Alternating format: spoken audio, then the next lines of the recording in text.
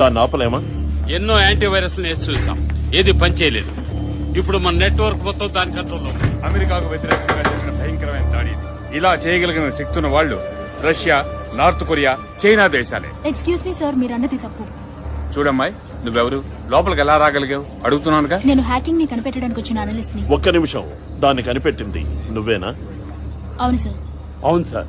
Sir, నా calculation ప్రకారం వాళ్ళు 10 క్షణాల్లో మీ నెట్వర్క్ ని హ్యాక్ చేశారు. చూడండి, అసలు ఇలా చేయాలంటే ఒక అడ్వాన్స్డ్ సూపర్ కంప్యూటర్ కైనా కనీసం 20 ఏళ్లు పడుతుంది. నార్త్ కొరియా వాళ్ళు తమ సైన్యాన్ని పెంచుతున్నట్టు మాకు శాటిలైట్ ద్వారా తెలిసింది. వాళ్ళు ఎందుకు అలా చేశారు? మీరు దాన్ని బట్టి ఏ అంచనాకి రావద్దు. నేను చెప్పిన దాని గురించి ఆలోచించండి.